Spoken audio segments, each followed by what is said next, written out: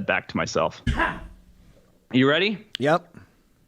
It's One American Podcast with Gavin McInnes. What's up, man? I'm good. How are you doing? Good. Have you ever taken the time to read your Wikipedia page? I used to. It was frustrating. I read it recently. Someone said, this must make you furious. And I read it. This was about a year ago. And I was like, that's actually way better than it was. So No kidding. It got improved? It's better. Does it still say like neo-fascist? It does say, neo-fascist. or like right-wing fascist. Yeah, something to that. Shouldn't people have to explain these allegations? Like when you call someone a white nationalist, what is it? You know his wife at the Holocaust Museum? You should definitely know bad things in history. But sure. Can we focus on the good things for once? Like these statues everyone's taking down. Yes, some of those guys were probably pro-slavery. Many argue that the South just didn't like the North telling them what to do. It's not like they were in there going, we want slaves, because they didn't have slaves. Barely 2% of people had slaves. But this notion that, this statue has to be ripped down, or, we just watched this video, and it was white kids at this school, and they're throwing books away, throwing colonist books away, colonizing books. And they were replacing them with Marxist books, right? So they're dancing and throwing these books in the garbage. These are like 22-year-old upper middle class white kids. And we're looking at one of the throwaway lines is they have a book by Rousseau, and they go, can I swear on this show? Yeah, anything you want. And they go, see you, mom fucker. They didn't say motherfucker because that has other connotation. You see a mom fucker, and we're like, wait, Rousseau fucked his mom? So we looked it up, and his mother died at a very young age. And he recognized that some of his relationship had maternal tendencies, almost Oedipus complex, where he saw them as maternal figures and he felt weird about that. Okay. That's why we're throwing all his life work away? I think a big problem is people have trouble stomaching the truth. I think we've become soft and bourgeois. And when we hear that Columbus cut out people's tongues, we go, oh my God, we put that in our 2022 vision and go, if someone was cutting out tongues of their workers today, we'd have a heart attack. But that was the vocabulary 400 years ago. They were cutting out each other's tongues. In fact, when Columbus showed up, the first tribe he met said, can you help us? This other tribe keeps eating us. And we've had enough. So it's the original deplatforming. Just cut their tongue out. Yeah. They're still doing it. Yeah, go build your own tongue. And then you do, and they cut that out. Yeah. So, you got to take the crunchy with the smooth, I suppose, as Billy Bragg would say. And history's ugly. There's some horrible shit that went down, and you just have to be man enough to digest it all. That's what I like about books and statues. They're information. We benefit from that. Don't make the same mistakes.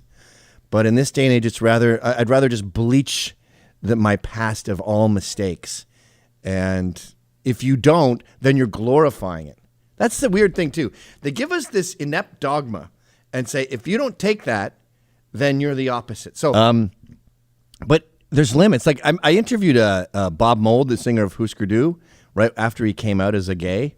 And I said, are we allowed to talk about the gay thing, or is that verboten? And he goes, look, if you think that me being gay changes how you hear my songs, that we're in such a fucking wokeopolis, I'll give them a few passes. Like the new James Bond, he gets on the back of that black woman's scooter. It doesn't matter that she's black, but James Bond doesn't ride on the back of a woman's scooter. I wouldn't ride on the back of a man's motorcycle. If I was on a motorcycle trip and I totaled my bike and my friend goes, okay, hop on the back, we'll go to the garage, I'll be like, sorry, I guess I'm walking. What are you going to do? Like the blonde dude in Mad Max? Just put your hands around him and just ride on the back? It's unacceptable, especially not James Bond. And then there's another scene in that movie where they get on some crazy glider that's like attached to a plane and it goes right above the water. It can't be detected. And James Bond, of course, without even asking, just goes right into the back seat. What? Like, I don't think a man should ever be in the passenger seat with a woman driving. It's torture because women keep passing you in the slow lane. People, keep passing you in the slow lane. But he just automatically accepts his place as second best. He gets in the back of the glider, and he goes, "Have you ever piloted one of these things before?" And she goes, "No, not at all." So what? She's just winging it, literally, and you're in the back. But that was only 2 woke moments. She also takes on the name 007, which is also pretty annoying. So let's say 3 woke moments. In the course of the whole movie, I'll take that on the chin. That's 3 punches. I'm still in the ring. So right. To answer your question, It depends. And I think if you can't enjoy as like a non-liberal lunatic, a non-woke person, you won't be able to enjoy anything if you don't take a few in the chin. So I'll take 3 punches to the face in a movie or a song or a book, but I can't take more than that. Well, the thing that bothers me about the James Bond situation is that he seems like he hardly ever gets laid anymore. Yeah. Well, that's a whole trend in movies that's been going on for decades now. The sexless Terminator, Arnold Schwarzenegger, who's just not interested in women. I mean, we haven't had guys banging hot chicks since Sean Connery, really. It's cool to be asexual in films. I don't know why. I don't know who started this. Maybe it's because kids are more comfortable watching a movie where the guy's not constantly banging broads. But there's adults in the world too, and we'd like to see a dude get laid. It's cool to get laid. It feels good. But it is a strange trend, and it ruined James Bond. But here's an example of something where I got punched in the face more than 3 times. The new Sopranos. I'm totally cool with a movie about blacks taking over the Italian mob. That's an exciting concept. I love gang movies. Awesome. Sold. That's not the Sopranos. You started a whole other thing. So they make it this black versus white thing, the whole movie, and it's about this black gangster and this guy who dares to mess with Tony's family, and you're like, what are you doing? And so I couldn't watch it. It was a piece of shit. It was garbage because they wokeified it to death. And they keep they're doing this with politics too. Like they vilified Proud Boys, that worked. They vilified January 6th, that worked, but it's getting iffy. Then they started vilifying parents who don't want you brainwashing our kids with CRT and trans shit. And then people started going, wait, I'm not allowed to care for my kid and be worried about my kid's safety. And then the final straw was the truckers in Ottawa, where they said these people are racist. And you see the bouncy castles and the dancing, and you go, wait a minute, how long have I been listening to you assholes? And how long have you been wrong? So I think the tides are changing with these ridiculous accusations. Thank God for the truckers. They altered the narrative forever. They totally did. And I've got a client that's in Canada, and I had a call with him this morning. And he's a young guy. He's like 26 years old. And he told me, and this is just anecdotal, but he's like, everybody hates Trudeau right now. It's like it's not even divided right, left. Everyone just thinks he's a moron. Well, it's more, and it's much bigger than Trudeau. It's liberals. I was talking to a Proud Boy. He hadn't spoken to his mother in like a year. Not his behest, hers. She says, you've been brainwashed. This club is evil, and you're a Nazi and Trump. And she called him last week and said, all right, I'm sorry. You got half an hour. Explain to me what's going on now. Now, that's anecdotal, but I think it's happening all over the country. Post-truckers, all of these angry, mother-in-laws and sister-in-laws and even sisters and parents are calling the Nazis they exed and going, okay, so wait a minute. You're not a white nationalist? What's your story? And they're allowed to, explain themselves for the first time in years. And I think there's an obvious discrepancy where the narrative's continuously being pushed about COVID and masks and vaccines. And I honestly don't think that I think virtually no one is scared of COVID anymore. Yeah. I think everybody's over it. And so there's only so much longer they can push this shit. It's a difficult discussion for us to have because we're discussing hundreds of millions of people and how they feel about stuff. So it's difficult to quantify. So you can only do little dips in the pond. And there's a message board called UBMOM, YOUBEMOM. And it's liberal New York housewives talking about mostly like, do you guys know where to get a good onion cutter? But they'll occasionally drift into politics. And I don't go on it, but my wife does. So I always ask her, I always go, what's going on with UBMOM? Like with the truckers. And she goes, it's about 70-30, 70% like them. So these are liberal, bourgeois, totally sheltered cunts, basically. And they love the truckers. And I said, oh, what's going on with COVID? And they go, that's been a major shift in the past few months. Seeing celebrities and politicians maskless while their own children, there's been 0 children killed from COVID. 0 that don't have pre-existing conditions. Sure. So 0 deaths. Less than 1,000 reported by the CDC. Right. Those are all fat, cancer, diabetes. Leukemia, But as far as healthy kids, which is the majority of kids are resilient, it's at 0. And they're sitting there. We've seen videos of kids cheering when they get their masks off. Up where I am in the burbs outside of New York, the kids were crying that one day the governor let them take their masks off. Because if you're in second grade, all you know is masks.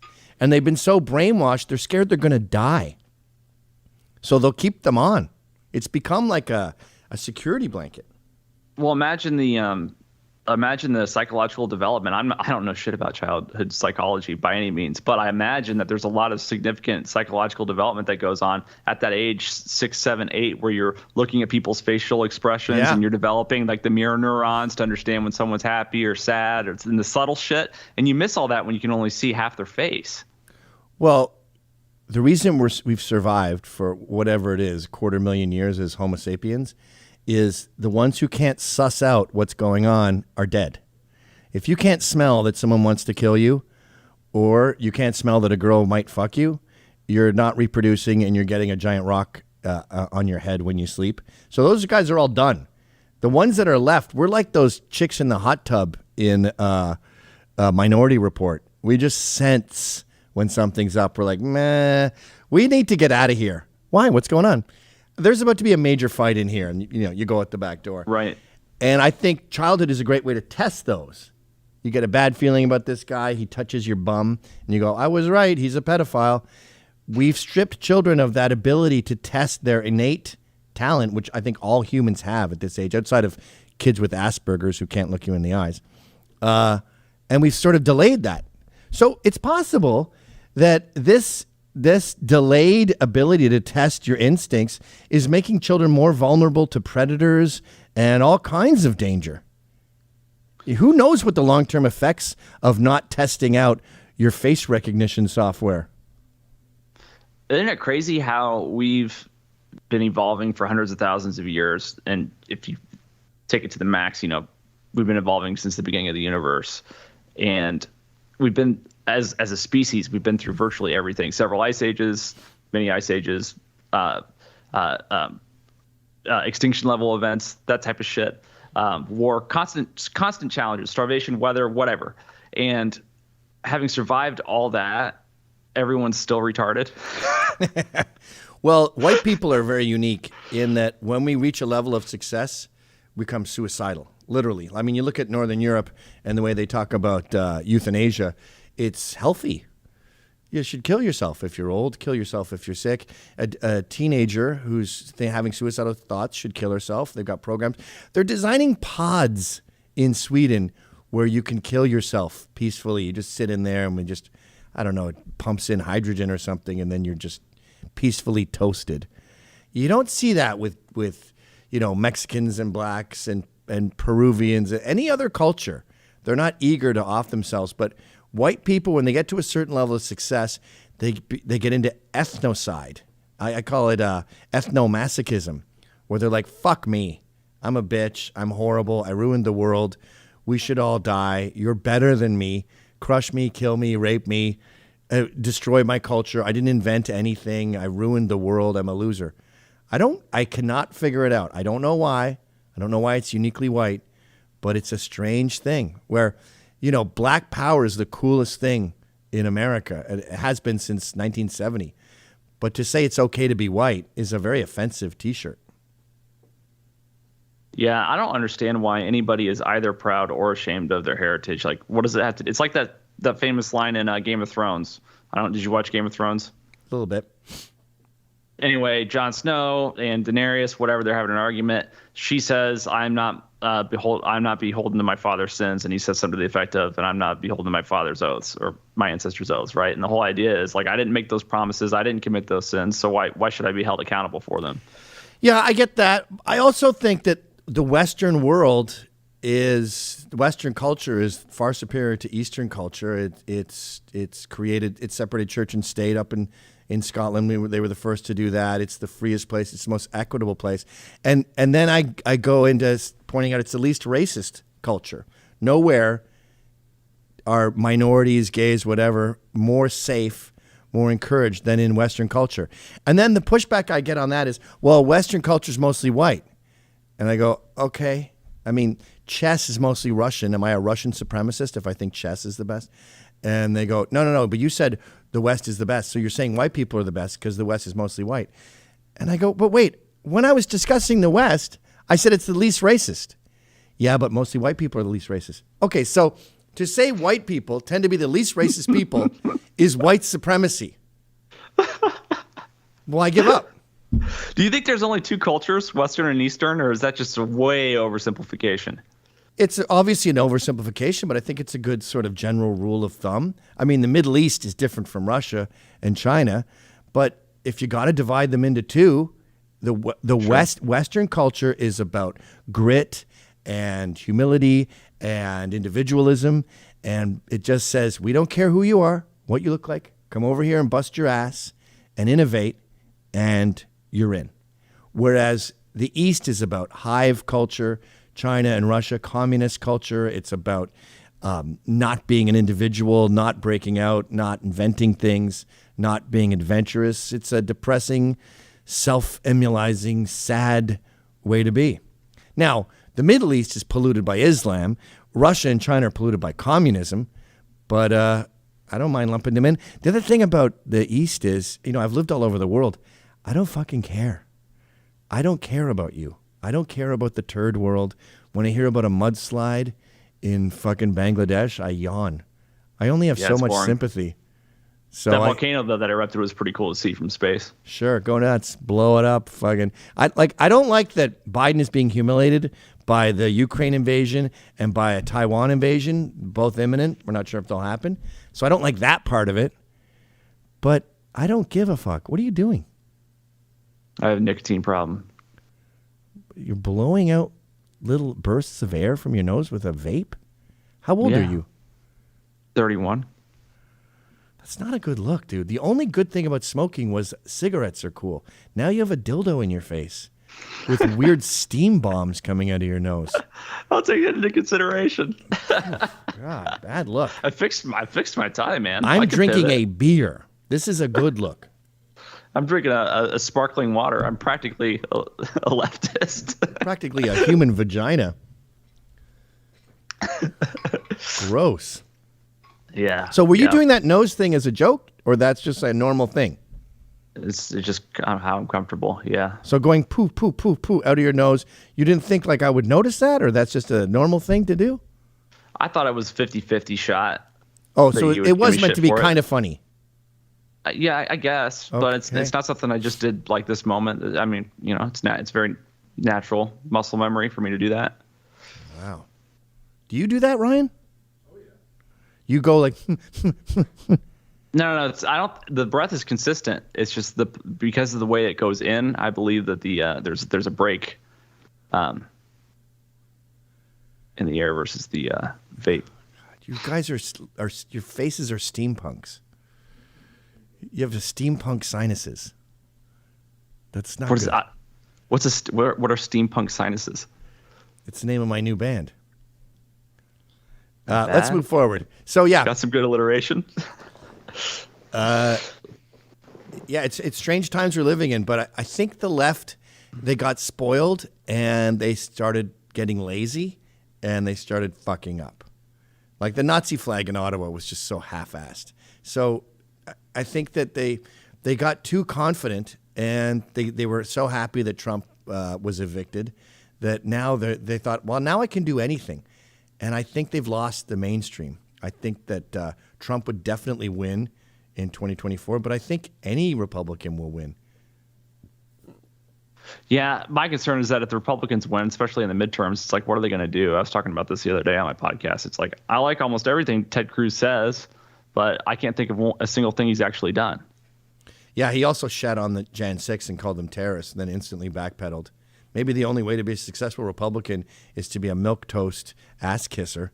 So the ones we get won't be the stalwarts that Trump was. Who knows? Do you think it can't get worse, though. It cannot.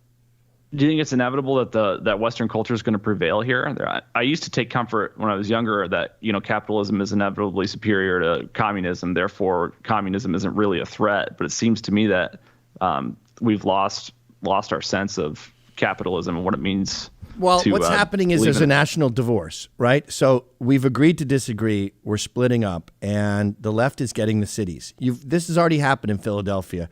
Go to Philadelphia and it's just been handed over to the homeless. They're dancing. They're putting down a boom box on the street, drinking wine with one pant leg on and puking and shitting themselves and dancing around. It's like Eastern State Penitentiary before it was invented. I went there recently, and they had all these sort of old drawings of what life was like in Philadelphia before the penitentiary, and it was just chaos and rape and drunks and puking, and that's what it is today.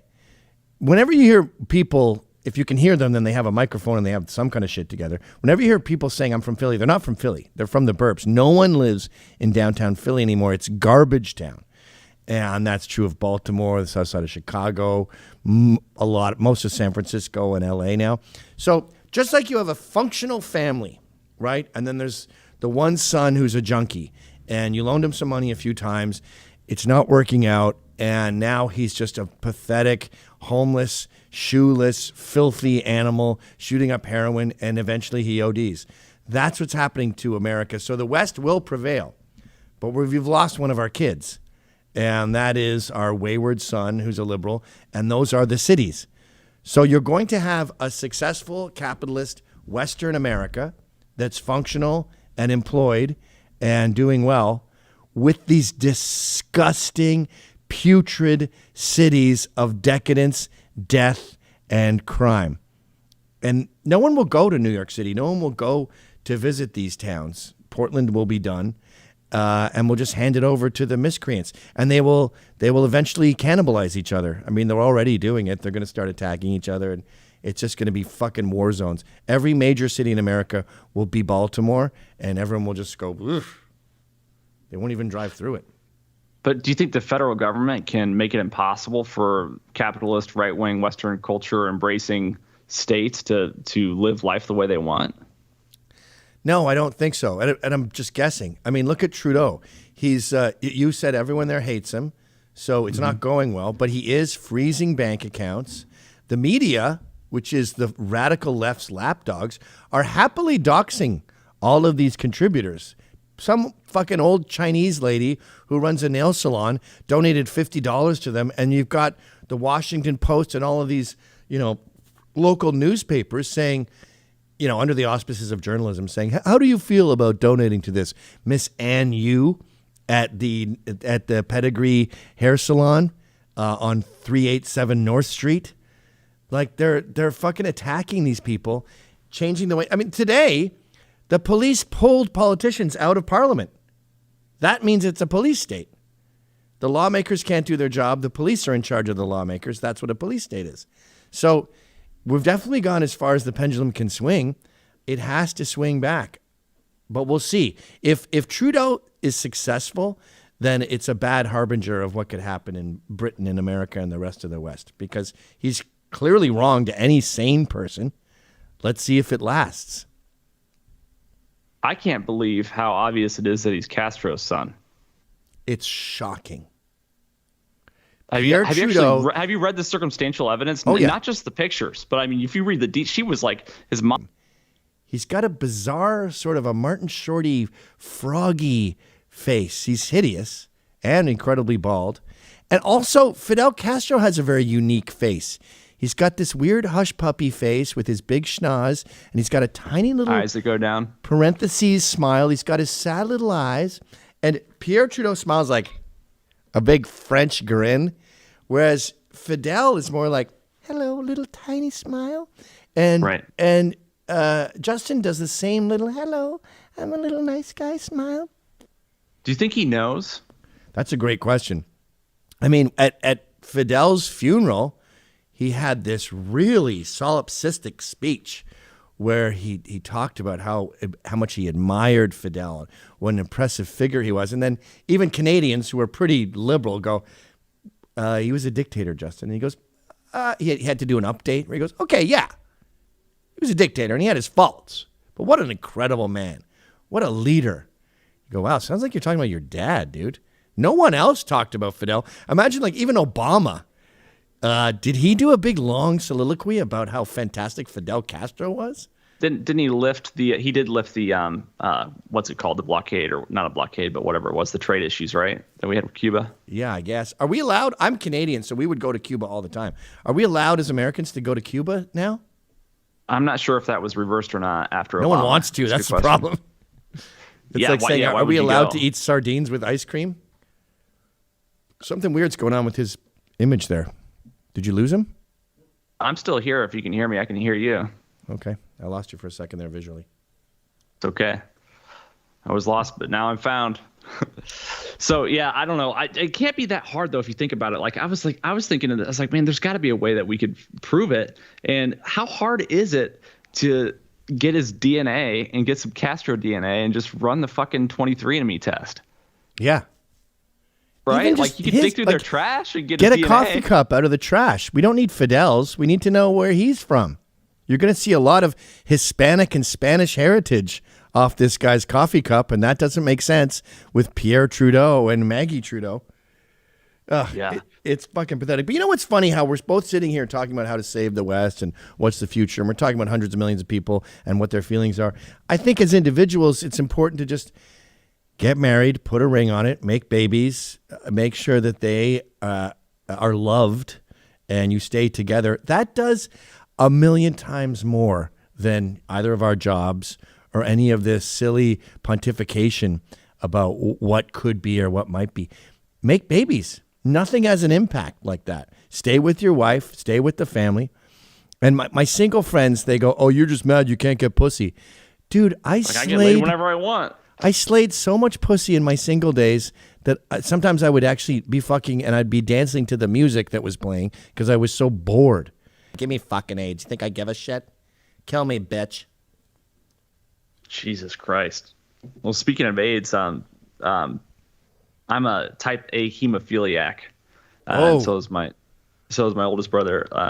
And I don't know how familiar you are with the Ryan White story and everything that happened, but people forget so easily how the drug companies knew in the 80s that that the blood products, the medication that they were giving hemophiliacs, for example, was contaminated with hepatitis and HIV. And 10,000 hemophiliacs died just from taking their medicine from like their mom injecting it into their arm. No way. Did you know that? I didn't know that. Look up the Ryan White story. And Fauci was at the NIH, and they knew for 3 years before they took it off the market. And when they took it off the market in the United States, they shipped their remaining stock overseas. To go kill them.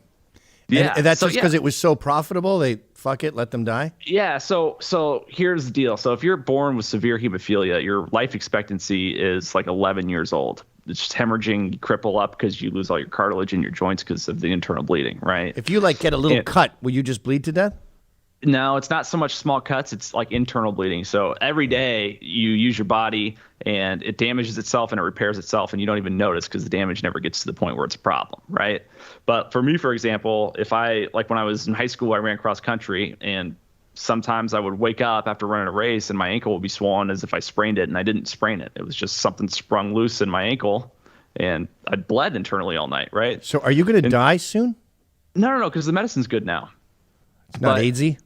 No, it's not. It's good. It's all synthetic. Are you going to is your kid going to have it? No, it skips a generation. So my daughter carries it. Oh, you have a kid. Are you married with kids? Yeah, I'm married with one kid. She just turned 1 last month. I got the vibe that you were single for some reason. Maybe it was the vaping. It's probably the vape thing. Yeah, happy to get laid. Yeah, I get it. And so what happened was the drug companies, what they would do if you were having like a hemorrhage or a knee bleed, we call them bleeds, like it's just the community language, I guess. You would go to the hospital and just get a blood transfusion because the blood transfusion would have the protein that our blood doesn't make. There's a protein that causes your blood to clot, and we just don't make it because our genes fucked up. Kind of like that Russian kid, whatever his name was. He had hemophilia, the one that Rasputin cured almost. Okay. What would happen was what happened then was they made a synthetic version of the protein that was made with human blood donations. And the blood, obviously, in the 80s became contaminated with hepatitis and HIV.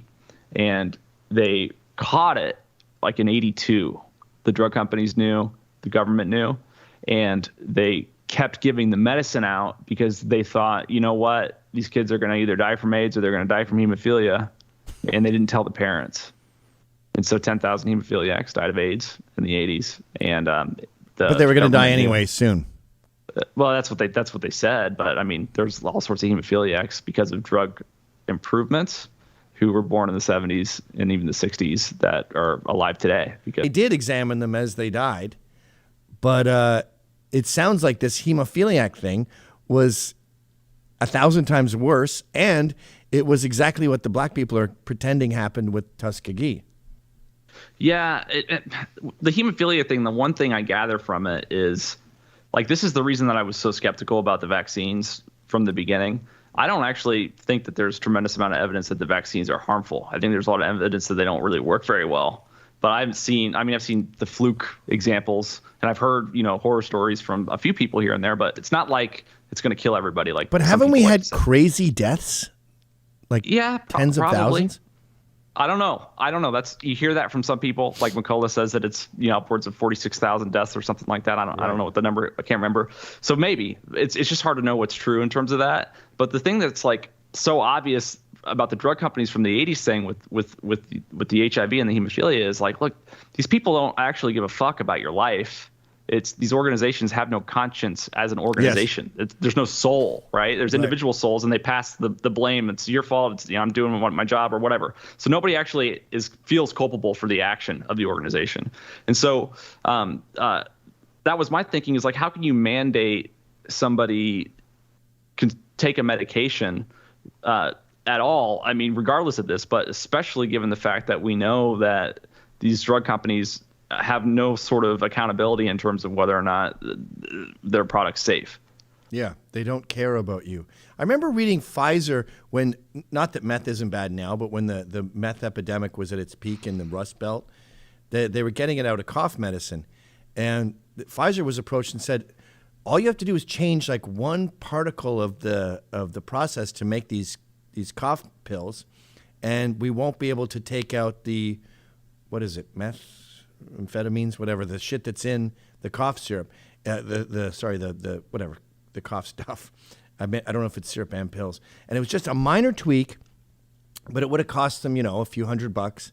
And Pfizer was like, well, no, that's not in our business plan. We're not going to do that. And meth continued unabated. I mean, now they've got it under control. I think you need fucking ID to get cough pills now. But yeah, Pfizer wasn't interested in stopping the meth epidemic because it wasn't financially beneficial for them. The drug companies in America are really, and that's something, these journalists are so obsessed with white nationalism and finding a Nazi in a haystack, and the drug companies are going rampant. You have all these, like, I understand Fox News doesn't want to do it because during the commercial break, we go over to Dexaprin. Ask your doctor about Dexaprin, and there's some woman fucking skipping a stone on a beach. So it's their bread and butter. So they're going to chicken out. Yeah, but total conflict of interest. If you're a young journalist, what better topic? You don't have to worry about Big Pharma not sponsoring you. They're not interested in you. So you go out and expose these companies, expose the Sackler family for having financial incentives for doctors to prescribe OxyContin. I think we have a death rate of 120 a day from opioids. And journalists are obsessed with white nationalism, which I think the latest study said that it kills about 3 people a year. Fucking jihadists is twice that, and they are a billionth of the population. I mean, Muslims are, I think, 5% of the population, but when you think of like 18 to 25 jihadists, how many is that? There's probably 500 in America, and we've got 5 deaths a year from them. That seems like an area maybe to check out.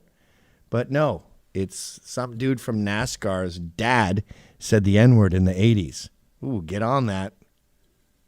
Yeah, well, they just know that if they keep pushing that narrative, they can trick people and guilt people into voting for the left. They're trying to guilt white people into voting for the left. So how long can that last is the $1 million question. Like Justin Trudeau calls anyone who supports the truckers swastika flag wavers. He just said that, I think, today or yesterday, when he was asked, why don't you support these people?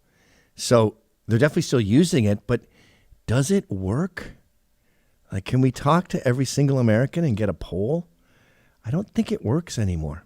Because you think about your life. That's the beauty of life experience and talking to people. They always say 10% of the population is gay. And I was talking about this with a guy at my gym, and I was like, think of your school. I believe you're born gay, so you can sort of tell when a kid is gay. Think of your school. There was those guys. And it wasn't one per class, so that's 1 in 30. It was like out of a high school of 1,500, there was like 4. So, and they all had female friends. You didn't know what gay was, but you knew not to invite him to the football game. He was just weird. He played with girls. They played with dollies. They had like a little bit of pink in their hair, and they had a little cardigan sweater vest, and they had loafers with no socks, and they were flamboyant. And you're like, that guy's fine. I don't have a problem with him, but I know he doesn't want to like get wedgied and help us rack up a bill on Tony's arm. And they were a tiny fraction of the population. So I think when the left keeps twisting the narrative and going way out into the flat Earth society, normal people sort of sit in their chair and they're like, no, I'm thinking about my life and the news. And no, that's not a thing. Do you think they know that they're full of shit and they're doing it on purpose? Or do you think that they're just That's another thing I can't figure out. Like I remember Obama, he said, we got women making 72 cents on the dollar compared to men. Now, that's the oldest myth in the book. It's not the same work. It's illegal to pay women less for the same work. Yes, they make less than us. They're less ambitious. They don't stay up all night. They take on less profitable jobs. They take 10 years off when they have a kid. They tend to focus on like the social media. I run the Facebook page for this restaurant, whereas the men tend to own the restaurant. And it's not because they were handed a restaurant. It's running a restaurant is a 12-hour-a-day job, 6 days a week minimum. And you better have 3 if you want to turn a profit. It's fucking brutal. Women tend not to want that lifestyle. And I'm glad they don't want that lifestyle. I want the kids to have a mom. But who's at work till 8 p.m., especially in New York, Workaholic Central? You know, guys that I know in the city here who commute, they will take Friday off occasionally because they do not see anyone from Monday to Thursday. They're up for the Chinese markets at 5. They go to work in the dark. They come home in the dark, and their kids are in bed when they get home. So outside of the weekend, if they want to see their kids, they have to take a day off once in a while because they cram in 60 hours in 4 days. Should women do that? Is that healthy for kids? No. So the question, sorry, that's a long tangent, but when Obama said that, he has, even if he was stupid enough to think that women make less money for the same amount of work, surely he's got a whole cabal of nerds who would say, actually, Mr. President, that's not true. It's debunked a long time ago. Women choose to earn less, unfortunately. We wish they earned more. But so he either ignored them or they don't exist, or he knowingly went out there knowing, just like Justin, I would call it a white lie. You're white. You know all about white lies. It was a white lie. And it got the job done, my man. It got the job done. I'd be like, good, finally. That's all I wanted to know. That's a thing, though. It's like politicians not that long ago, 10 years ago, used to be pretty damn good at lying, and now they don't even try. Yeah. It's kind of scary. They were also, it's like they're like, what the fuck are you going to do about it? Yeah. But they were also not so radical. Barack Obama, Hillary Clinton, Bill Clinton, 2004, against gay marriage, for strong borders, against the concept of illegal aliens. They were, in many ways, more right-wing than me. I don't give a fuck about gay marriage. Well, I'm kind of annoyed that it was a trick, but as far as a philosophical concept, I don't have a problem with it. And now, you have to be a fucking raging radical. AOC, Green New Deal, like you have to be a nut. So I don't know. You have to be a brazen, confident liar if you're going to support Antifa agenda. I mean, the modern left, the DNC, is indistinguishable from Antifa. And they talk like it. Like Tim Kaine, his son is in Antifa. And he said, we need fighting on the streets. We need to fight on the streets. Hillary Clinton said, I don't know why there aren't more people out on the streets fighting. Hillary Clinton literally spent 4 years trying to overthrow an election. Yeah. And her second priority after that is criticizing anyone who thinks there was a problem with the Biden election. Right. So the Russians hacked. She might be one of the most evil people in our history. Dude, I did a deep dive research on all this mysterious deaths around the Clintons, and I went into it very skeptical. Like 70 of them. Yeah, so there's 70 that people talk about, but there's 12, about a dozen that are just fucking hard to shake. Real hard to shake. The guy who serves a subpoena kills himself in his bathroom. The guy with the weights where they fell on his neck and crushed his windpipe. What? I've never heard of that. The chef who drowned in this much water in a creek. What? It's disturbing. And the way I explain it to leftists is I always say, what's Obama's death count? Where's Obama's chef? I'll tell you where Obama's chef is. He's making a BLT right now. He's alive. You got to talk to them in their language. Do you think Biden has a death count? What? Do you think Biden has a death count? No. He's got a ton of corruption. Sure. But his thing is money laundering and getting his son deals, paying the big guy half. I don't think he had people killed. My theory with the Clintons is during Clinton's campaign in whatever it was, 92, she got in with the wrong crowd, and she's pure evil. And she was like, look, it could kill the presidency. Bill was fucking this woman who was his sign language translator. She needs to go. And they go, okay, we fired her. She works at a coffee shop now. That's not good enough. She needs to go. She could blab, and he won't be president. So she gets popped. The guy didn't steal any money from the cafe. He just went in and shot one woman and disappeared. It's like Seth Rich. Seth Rich is another weird one. And then I bet, this is just a theory, but I bet once you get in bed with hitmen, it becomes this snowball thing where what are you going to do? Say, okay, I'm done with the hits. You go your way with all this information, by the way, that could ruin me and throw me in prison. You go your way and I'll go mine. No. It's like a murder Ponzi scheme. You have to keep killing people to you got to keep the killing going. And my theory with Seth Rich was she goes, this guy's causing problems. And then someone walks into her office and goes, the thing with the guy, it's not a problem anymore. And maybe she was like, oh, God. Maybe she doesn't even want these people killed. But it's just become such a machine now that she's like, I'm going to hell. Please stop. Please stop killing all my enemies. I'm scared to have enemies now because I know they're going to end up dead. Oh, fuck. What have I done? So she started with one or two real ones, and all the other ones are like a fucking deal with the devil, a satanic curse. She doesn't strike me as someone with a conscience. Yeah, but even without a conscience, when the death tolls start piling up, you got to have nightmares, no? I mean, I feel bad about not inviting a kid to my birthday party when I was 6. I still think about Clinton Badecki and how I invited everyone in the class but him. But she's she's like invincible, man. Like, look at this Durham report that just dropped. Do we honestly think there's going to be any charges? No. And you talk to liberals, and they're like, oh, you're falling for that shit? And then she tweets out an article in Vanity Fair, you know, the bastion of honest journalism. She tweets out an article in Vanity Fair that says, I didn't do it. And everyone's like, nice try, Nazis. Hillary Clinton didn't spy.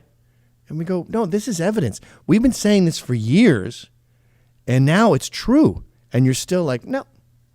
Because it's a religion to them. This is what I learned from Ezra Levant and Ron Coleman. They go, these guys are Bolsheviks. They only want to win. And that's why you see Jews turning on Israel.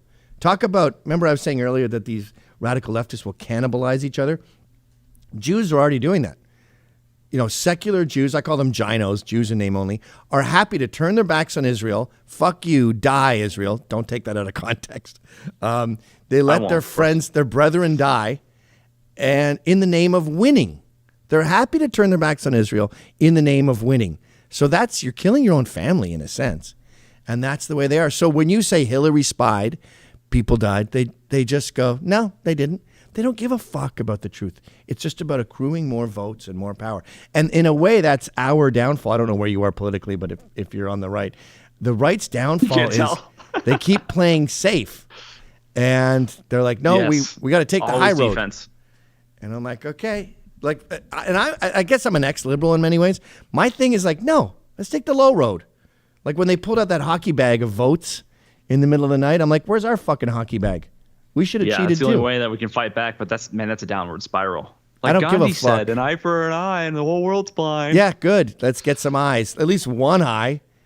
Like they're reading Rules for Radicals. We should read Rules for Radicals. Call them racist. Crenshaw, Call them patient Nazis. zero. Dox them. So, yeah, this is one thing I'm struggling with, because obviously there's the truth and there's the not truth, but it seems, I wonder if does the truth have power even if no one believes it?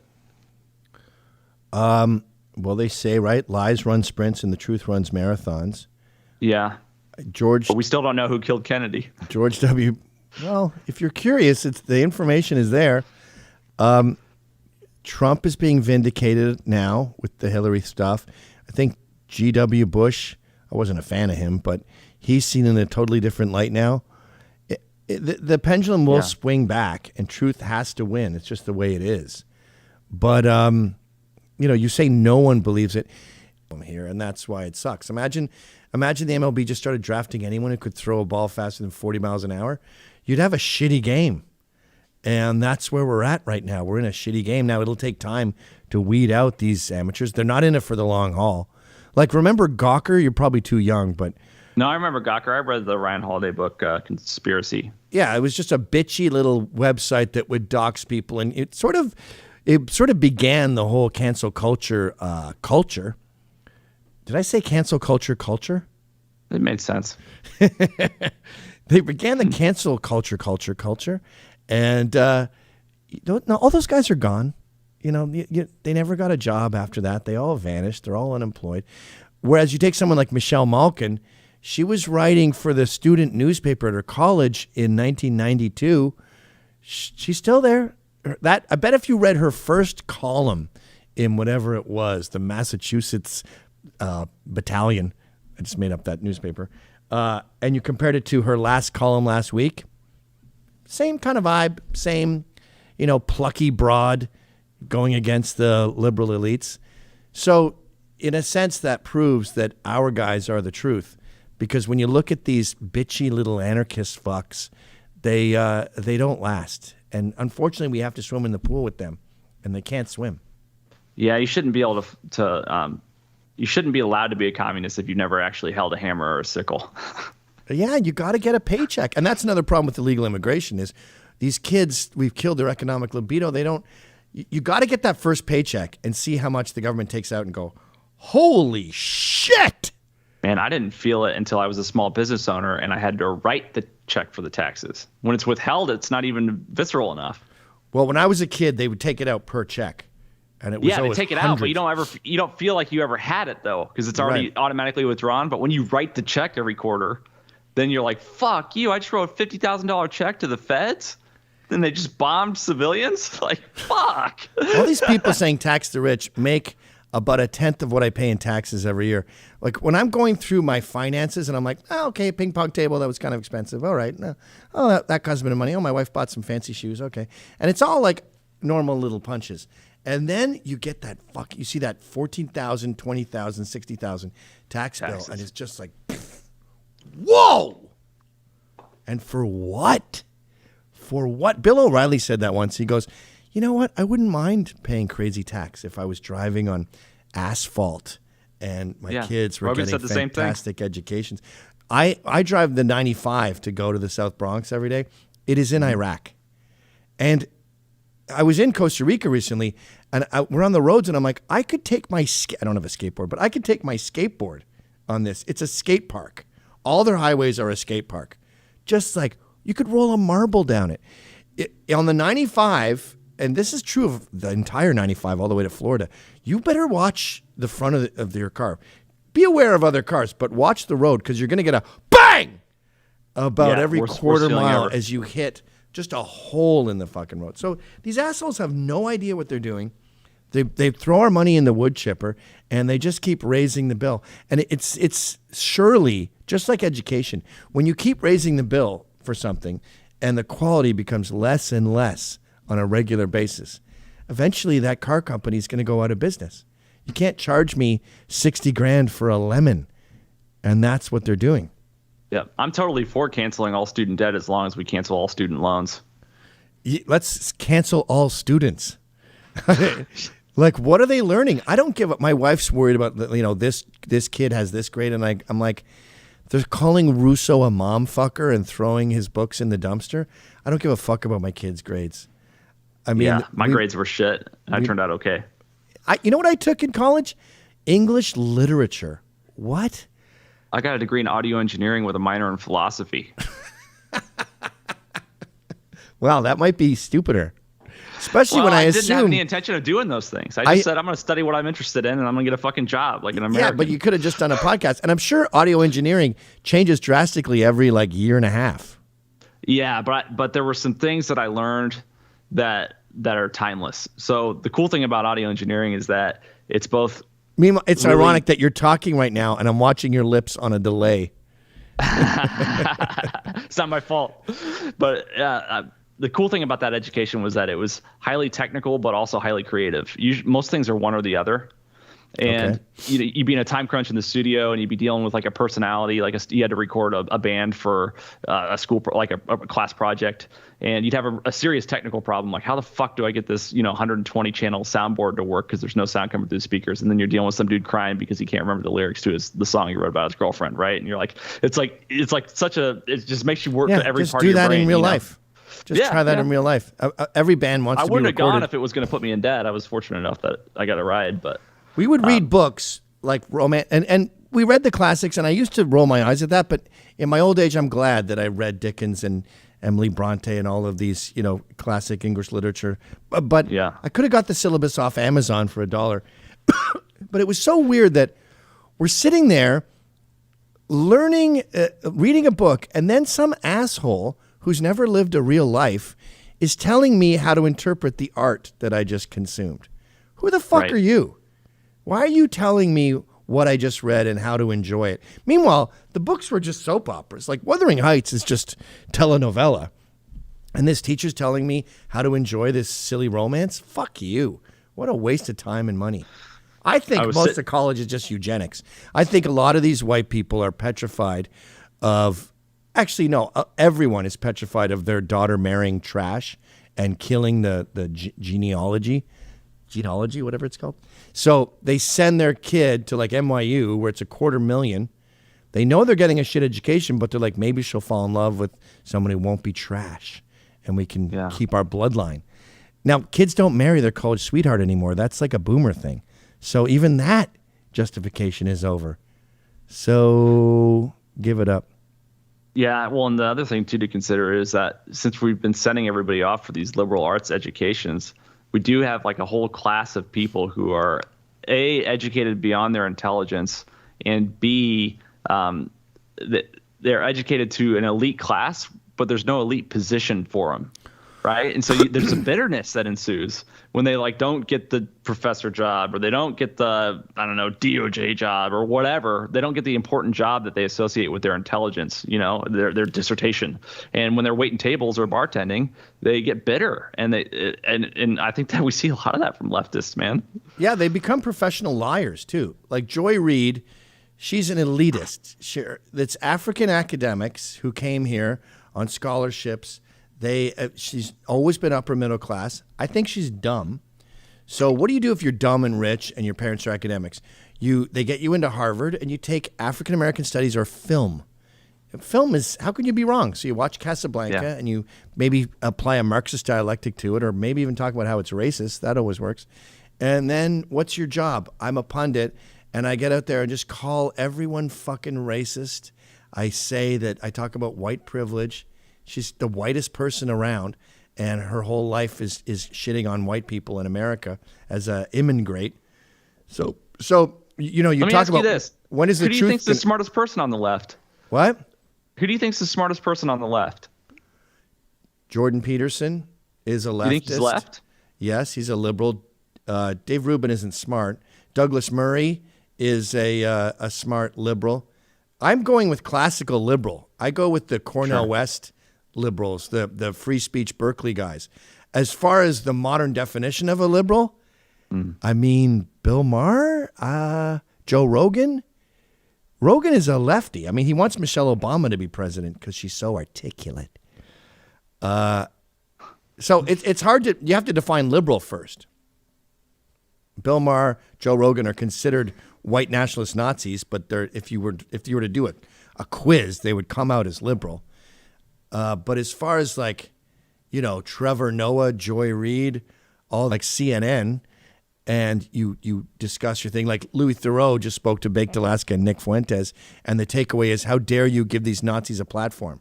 So if you don't do a hit piece and you give the right any kind of a voice, then you've given them a platform. So the left is they've taken their insecurity about debating and they've turned it into some sort of political belief where I'd love to debate and I'd totally destroy him, but by talking to him, no. You used to have David Duke on CNN.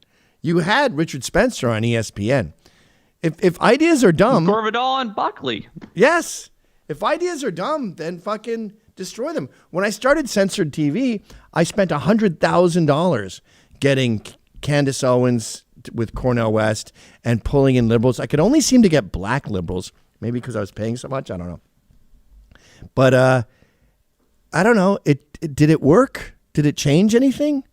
It just was too expensive. I was spending like $15,000 to get a liberal. I can't get anybody on my show I can't get any leftists on my show. I've tried. Look at Tucker. He started out with a few normal liberals, and then he was only getting the imbeciles, like the radical Antifa people who were happy to get on there, like Giraffe Neck, that guy who wanted to kill cops. And now he can't get anyone. No way. No way. They're it's career suicide for them. They figured out that we know more than them and they don't want to go near us. Good. Fuck you. I don't like you anyway. So how do you think this is going to play out over the next 10 years? Because we've got this crazy censorship going on. We got the cancel culture going on. This divorce is getting more and more heated. What's going to manifest? The radical. It's not a 50-50 thing. The radicals are 10% of the American population. Mm-hmm. We're giving the radicals the cities. They can go destroy themselves. And that leaves the vast majority to prosper. I'm very optimistic about the future. I don't think we'll have a Biden again for a very, very long time. And the guy can't speak English. I know. We let you run the show. You said you didn't like mean tweets. We said, okay, what do you got? And you brought Mr. Magoo. Okay.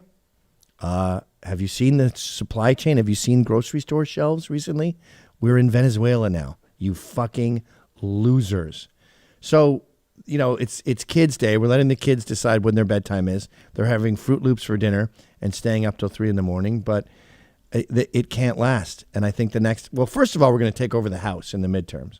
And that'll castrate Biden, and he'll just be a bumbling old Henry Fonda on Golden Pond. And then we'll have the right will take back the White House in the next election. I don't know if it's Trump or DeSantis or what. And the pendulum will swing back. I mean, again, it's anecdotal, but that phone call from that mom who wasn't speaking to her Proud Boy son, where she said, okay, what's going on now? I don't know. I think it's a real harbinger of things to come. I think they've realized that they fucked up. Man, I hope you're right. So where can my audience find you if they're not already aware? Pretty much just censored.tv. I'm on Telegram and Getter. I guess I'm going to get on Gab soon. And I'm also getting on the new Trump thing, Truth Social. So as far as social media goes, it's just Gab to be, Telegram now, Truth to be, Getter now, and then censored.tv is everything. And also what I'm doing with censored.tv is I'm going through all my old hard drives and I'm putting up like all my old sketches from YouTube and all the things I've been banned from, movies I've made and all this other shit. So it'll become like a hub of all of this banned shit. And that's not just me. That's also other banned people like Atheism is Unstoppable and Milo Yiannopoulos and Laura Loomer and all those expensive debates I just told you about. Where is Milo these days? I think he's at Church Militant in Florida. Is he still there? That was the last time I checked in on him. Gotcha. He's a little fucking honey badger. He can't die. He'll always be rooting around. Survivor. Yeah. Yeah. He's a smart guy. I miss him. I miss him a lot. It's too bad what happened to him. Yeah. I read his book too. It was good. Dangerous. And I picked up a copy of your book too, but we did this sooner than I expected, so I didn't get to have any. I think you'll find that you just consume it all in one sitting. It's that fun. Okay. Cool, man. Did you have fun writing it? No, it was a bitch. It was really hard. You gonna write another one, man? Yeah, I'm writing one right now. Do you know what it's gonna be called? I don't want to spoil anything, but I'll tell you what. I dictated about half of it, and that was a stupid move. Because tangents are amusing on video or on a podcast. I kind of stole it from Billy Connolly, and then you bring it all back. But in a book, tangents are annoying. Like, tell me the point, start out with who, what, when, where, why in the opening, and then give me the juice. If you want to go off on a tangent, I don't know, stick it in a footnote or something, but I don't have time for your bullshit. So I'm having to rewrite all the dictated stuff because it did not work at all. It's very different talking and writing. How long have you been working on it? About 6 months. It'll be good. When do you think it'll be done? In another few. Very cool. Yeah. Was this the first book that you ever wrote? I know it's the only one that I could find that was published. Well, did you write any books? I wrote Vice magazine under so many aliases that was kind of like a book. I mean, my Tacky Mag column ran for 10 years. And that was about 8 books worth of writing. So I count like the Vice Guide to Sex and Drugs and Rock and Roll as a book I wrote because I wrote 90% of it. I have 2 Do's and Don'ts books that were just comedy books, fashion stuff. Street Boners was another book I wrote that was fashion commentary. But yeah, I've got a lot of fucking writing out there. It's not hard to find. You're kind of prolific, dude. Do you sleep? No, I'm addicted to methamphetamines. I haven't slept in 6 weeks. Yeah, well, you can invade Poland in like 2 weeks. I don't have any legs. Shit. I was train hopping with Krusty Punks, and I was doing so many drugs I fell asleep on the tracks, and my legs are gone. You can't see now, but I just snort meth all day, and no, but. Sometimes I know meth is bad and it's taking over the South. I was just in Florida and everyone was on meth. But then I'm thinking like Lemmy, he would do speed all day, every day. And he made it pretty far. I don't do speed or meth, but I'm just saying maybe they're not Mike that Lindell, bad. man, crack. Like he owns a huge pillow company. I don't know. There are a lot of people that have had tremendous amount of success, at least for a short period of time. Mike Lindell, though, made My Pillow after meth and crack. Man. Although he does look pretty fucked up recently. He was still addicted to crack and like years into. Oh, really? Yeah, I'm pretty sure that like 4 or 5 years in, he was still addicted. I think he's only been sober like 10 years, man. You heard it here first, folks. Try speed. Yeah. Actually, Lemmy told his son that. He goes, "Look, if you're going to do drugs, heroin will kill you. I've lost a lot of good guys to heroin. But if you have to do drugs, do speed." Yeah. Well, that's the temptation with the uppers is that it's like a drug that makes you, at least for a short period of time, better at whatever you're doing or more interested in whatever you're doing. It's not, Yeah. So it's. But so I if you're think like a productive-minded person, it's easy to get hooked up. Like you were saying, as a hemophiliac, at night your cells have to rebuild. If you're not getting REM sleep, you're not truly sleeping, and your cells aren't rebuilding. So your body's becoming like threadbare underwear. And at the age of like 40, you're 60. Yeah, and you like look Nancy like Pelosi. shit. She's only 37. Who's only 37? Nancy Pelosi. Well, she's got to quit the speed then. She got to quit the speed, dude. Well, thanks for coming on the show, man. I had a really good time hanging out with you. I've been a fan of yours for years. And so this has been a really cool moment for me. Right on, dude. All right, Cheers. dude. Well, if you need anything else from me, let me know. And let's stay in touch. Let me know if I can do anything for you. All right, buddy. We do need audio engineering help, so I'll contact you later. Okay, man. Take care. Cheers. Bye.